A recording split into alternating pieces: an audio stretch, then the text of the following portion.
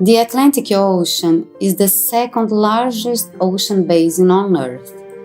It's a key component of the Earth system and a home to a large biodiversity. Every liter of water contains between 10 and 100 billion microscopic organisms, comprising the ocean microbiome. Classically known as plankton, the microbiome is a key part in the food web, playing a fundamental role in the distribution of energy and matter through the system. The Atlantic Ocean provides a number of ecosystem services and is an essential component of the climate system. Up to now, most of the Atlantic Ocean remains unexplored, which means that there's still a lot of unknowns. In the context of rapid population growth and climate change, one of the greatest challenges of our time is to identify and preserve ecosystem services and also to maintain good environmental status. Changes we observe in temperatures and ocean circulation, overfishing, or the amount of chemicals in the water, whether these are harmful or essential, these are all stresses that will have an impact on marine ecosystems and therefore on their ability to provide key services. AtlantECO is a research and innovation project which is funded under the Horizon 2020 program. It brings together 36 partners from across 13 countries, from Europe, Brazil and South Africa, as well as many collaborators from around the Atlantic Basin. The ambition of AtlantECO is to develop a better understanding and better management of the Atlantic Ocean so that it can reliably deliver its services. And throughout the project, we will engage with a whole range of stakeholders, from citizens to scientists and actors from the policy and industry sectors, so that we are able to increase the awareness, to develop capacity, to promote a responsible behavior, but also to stimulate blue growth.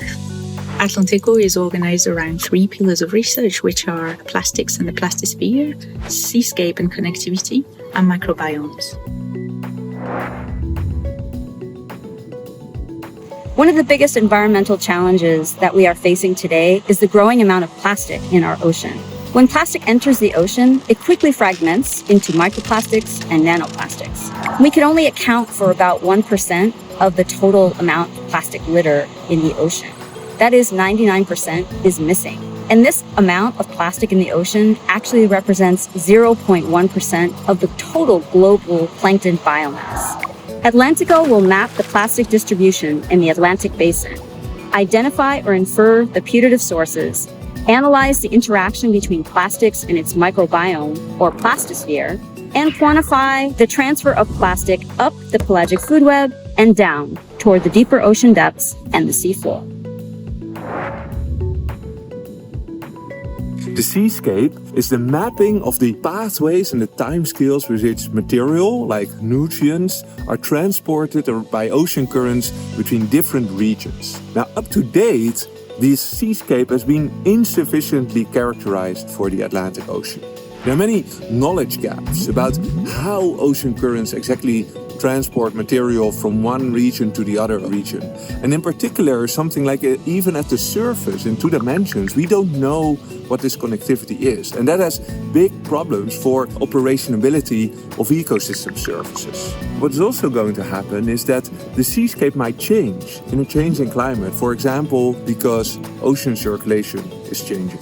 And what's more is that due to climate change, ocean circulation is going to rearrange. And what that means to seascape is exactly what we want to find out.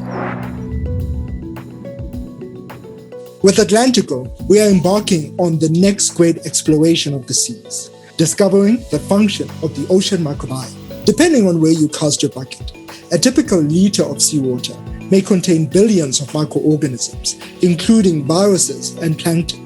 This multitude, which makes up the ocean microbiome, has received far less attention compared to charismatic species. This is despite the essential role played by microbiomes in nourishing ecosystems, producing oxygen, and transporting carbon to the deep ocean.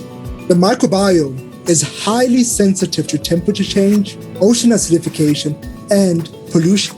Microbes are the most common organisms on the planet, but we know surprisingly little about them and their potential climate change-induced feedbacks. There are several unanswered questions, including where they live, what they can do, what they do actually do. Yet, measurements of their quantity and feeding and the surrounding environment remain one of the grand challenges for humanity. AtlantECO will use data from existing sources and generate new observations thanks to an extensive program with 6 flagship expeditions, collaborations with third-party cruises, and the involvement of marine stations around the Atlantic in initiatives such as the Ocean Sampling Day.